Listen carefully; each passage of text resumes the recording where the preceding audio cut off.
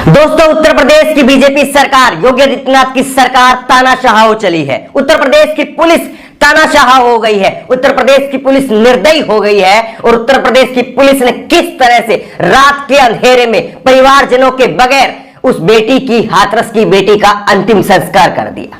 रात को 12:45 पर शव पहुंचता है गांव में। गांव वाले अड़ जाते हैं कि हम अंतिम संस्कार नहीं करने देंगे, गाड़ी के आगे लेट जाते हैं, चाहे हमें गोलियां मारो, चाहे हम पर लाठियां चलाओ, लेकिन हम अंतिम संस्कार रात में नहीं होने देंगे। ये गांव वाले अड़ गए, लेकिन उसके बावजूद जो है 2 घंटे तक पुलिस जो है वो अड़ी रही और आखिरकार रात को 2:45 पर पुलिस ने परिवार वालों के बगैर, बगैर उसके मां बाप के, बगैर उसके भाई के, उस बेटी का अंतिम संस्कार कर दिया।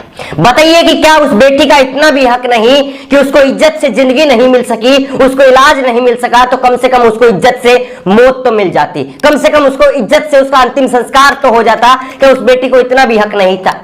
और जबरन अंतिम संस्कार किनका किया जाता है? जबरन अंतिम संस्कार आतंकवादियों का किया जाता है, जबरन अंतिम संस्कार उनका किया जाता है। क्या गरीब होना अब इस देश में आतंकवादी होने जैसा है? क्या उत्तर प्रदेश की पुलिस और योगी आदित्यनाथ की सरकार जो है जो चाहेगी वो करेगी? उसके लिए कोई नियम, कायदे, संविधान कुछ नहीं है। जैसा चाहेगी पुलिस वैसा करेगी, जैसा सरकार का मन मर्जी होगी वैसा काम चलेगा।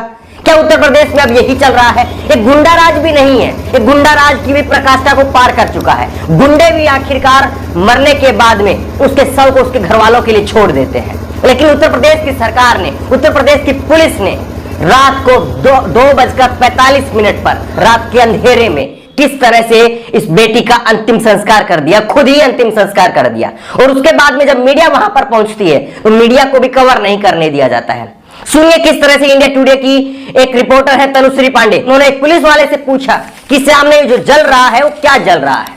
पुलिस वाले ने इस बात की तकसीद तक नहीं की कि आखिरकार वहां पर क्या जल रहा है, और वहां पर उनको जाने नहीं दिया गया। सुनिए किस बेशर्मी के साथ में, किस बदतमीजी के साथ में उत्तर प्रदेश की पुलिस जो है वो पेश आ रही है। एक बार आप खुद सुनिए।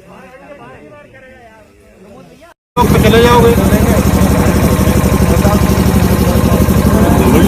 सर, मुझको एक बार बस बता तो दीजिए कि बॉडी है कि क्या है। मुझे सर राइट नहीं है बोलने का। मैं 3rd क्लास का एक पुलिस ऑफिसर हूँ। जल क्या रहा है आपके सामने? 3rd स्केल का पुलिस ऑफिसर हूँ। मुझे बोलने का अधिकार नहीं हिंदुस्तान में। आप लोग खड़े, किसी को तो पता होगा मैं क्या है। कोतवाल हो सकता हूँ पर बोल नहीं सकता हूँ मैं। अच्छा, कोई तो बता दे सर, हमको जरा बता दीजिए। जो बोल सकता है वो बोले। नहीं, कौन, ये क्या जल रहा है, इतना बस बता दीजिए सर, बस इतना सा मुझे बता दीजिए। मैं क्राइम ब्रांच में हूँ।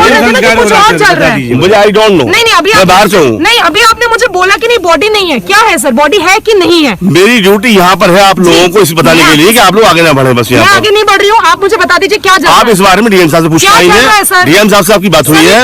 डीएम साहब से बात हुई है आपकी? डीएम साहब से बात हुई है आपकी?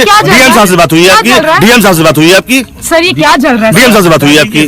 कितनी डीएम साहब से बात हुई है आपकी? नहीं, बात नहीं सही है। सब लोग जो ड्यूटी है मैंने वही बोलूंगा मैं। मेरी भी ड्यूटी है। क्या जल रहा है? ड्यूटी आपकी बात डीएम साहब से हो चुकी है। डीएम साहब से बात हो चुकी है आपकी? डीएम साहब से बात हो चुकी है? डीएम साहब नहीं है, डीएम साहब यहाँ नहीं है। बात आपकी हो चुकी है डीएम साहब से? नहीं, कौन सी बात हो गई डीएम साहब से? आपकी हुई है, आप समझ जा रहे हैं। कौन सी बात हो गई? मुझे आप ही लोगों ने बताया अभी। ये क्या चल रहा है? आप लोग यहाँ खड़े हैं सर, ये क्या चल रहा है? मुझे बताइए। मुझे पता नहीं क्या हो रहा है। संजीव कुमार, मुझे पता नहीं है। मैं क्राइम ब्रांच में इंस्पेक्टर हूँ, ऑफिस में अटैच हूँ मैं थाने में नहीं हूँ, मैं लॉ एंड ऑर्डर में लगाया गया हूँ। ग्राउंड पे खड़े क्या चल रहा है सर? मेरी ड्यूटी लगाई गई है, मेरी गाँव में ड्यूटी लगाई गई है। कोई लॉ एंड ऑर्डर खराब ना हो यहाँ पर। बस यहाँ पे कोई नहीं। मैं रिक्वेस्ट कर रहा हूँ, आप सुन लें मेरी बात एक बार। नहीं सर, मेरी ड्यूटी यहाँ लॉ एंड ऑर्डर के लिए है। आपके सवालों को जवाब देंगे नहीं है। अथॉरिटी है यहाँ पे? मेरी ड्यूटी ये नहीं जवाब दूंगा आपके सवालों सर, आप बता सकते हैं? आप बता सकते हैं? कोई बता सकता है ये क्या चल रहा है? हाँ, वो तो सर सब रिकॉर्ड हो रहा है, आप बिल्कुल टेंशन मत लें उस बात की। हाँ, वो हम कर ही रहे हैं सर। सर मुझको बस ये बता दीजिए ये क्या अंदर है? नहीं, जल रही है बॉडी। अरे तो आई टोल्ड यू राइट। या 1 सेकंड, हटिए एक सेकंड, हटिए 1 मिनट। अब कर लिया ना आप लोगों ने जो करना है, हटिए एक बार। मैम मैं अंदर नहीं आगे जा रही हूँ, चिंता ही मत करो आप। हाथरस पुलिस का ये ट्वीट आप देखिए। थाना चंदपा क्षेत्र अंतर्गत घटित दुर्भाग्यपूर्ण घटना में मृतका का शव गांव पहुंच गया है तथा उसके परिवारजनों के अनुसार ही अंतिम संस्कार किया जाएगा। ये हाथरस की पुलिस जो है वो ट्वीट करके कहती है। रात को 12:45 पर शव पहुंचता है, परिवार वाले मिन्नतें करते हैं। सुनिए एक बार इस बेटी की मां को किस तरह से वो मिन्नतें कर रही है कि मुझे अपनी रस्में जो हैं वो निभा लेने दीजिए, मुझे अपनी बेटी को हल्दी लगा लेने दीजिए, हम अपने घर से अपनी बेटी की विदाई करना चाहते हैं। लेकिन पुलिस अड़ी रही और रात को ही एम्बुलेंस को सीधा अंतिम संस्कार के लिए ले जाया जाता है शमशान घाट में और वहीं पर अंतिम संस्कार कर दिया जाता है। सुनिए हाथरस की बेटी की इस मां को किस तरह से वो बिलख रही है। क्या चाहती हैं आप? हम चाहते हैं हमारी बेटी को घर तक ले जाया जाए। हमारा जो हिंदू नियम है, हमें हल्दी वगैरह लगानी होती है, हम अपनी बेटी को हल्दी वगैरह लगा के हमारी आखिरी बच्ची की विदाई है। हम लौट के तो दोबारा नहीं आएगी। हम अपनी बच्ची की अपने घर से ही दरवाजे से ही विदाई करना चाहते हैं। इसीलिए मैंने कहा कि गुंडाराज भी नहीं है। गुंडाराज में भी मरने के बाद में उसके शव को उसके परिवार वालों को सौंप दिया जाता है, लेकिन ये पुलिस का, ये योगी आदित्यनाथ का ये तानाशाही है। देखिए किस तरह से जो है वो उसके परिवार वालों की मर्जी के बगैर जो है उसका अंतिम संस्कार कर दिया गया। किसको बचाना चाह रही है उत्तर प्रदेश की पुलिस? किसके लिए काम कर रही है योगी आदित्यनाथ की सरकार? क्या योगी आदित्यनाथ की जाति के वो पुलिस वाले थे और ये बेटी दलित थी इसीलिए उसका ये कसूर है? आखिरकार पुलिस को किससे खतरा था? इतनी बड़ी संख्या में पुलिस थी, रातों रात और पुलिस आ जाती। अगर आपको इसी बात का खतरा था कि गांव में बाहर के लोग पहुंच जाएंगे, पॉलिटिकल पार्टियां पहुंच जाएंगी, तो आप इलाके को सील कर देते। लेकिन कम से कम उस बेटी को दिन में अब उसके परिवार वालों के मौजूदगी में उसका अंतिम संस्कार करने की इजाजत तो देते। आपने रात को उस बेटी का अंतिम संस्कार कर दिया। और जो कोतवाल वहां पर मीडिया को रोक रहा था उसके लिए प्रशांत शुक्ल ने बिल्कुल सटीक लिखा है। प्रशांत शुक्ल ने लिखा है, मैं कोतवाल हो सकता हूं, ये कोतवाल के शब्द थे, मैं कोतवाल हो सकता हूं लेकिन बोल नहीं सकता, मुझे बोलने का अधिकार नहीं है हिंदुस्तान में। सुनिए और सरकारी बेशर्मी के खिलाफ लिखिए, लिखिए दो कौड़ी की सरकार के खिलाफ लिखिए, लिखिए अपनी नस्लों के लिए लिखिए, लिखिए अन्याय के खिलाफ लिखिए, लिखिए प्रशासनिक सामूहिक बर्बरता के खिलाफ लिखिए। आवाज उठाइए, अपनी आवाज उठाइए, क्योंकि जिस तरह से तानाशाही पर सरकार उतर गई है, सरकार मनमर्जी तरीके से काम कर रही है और सरकार जो है सारे नियमों को ताक पर रख करके काम कर रही है। क्या यही हिंदुस्तान है? क्या इसी हिंदुस्तान के संविधान की कसम खा करके सरकार ने जो है वो योगी आदित्यनाथ ने मुख्यमंत्री पद की शपथ ली थी?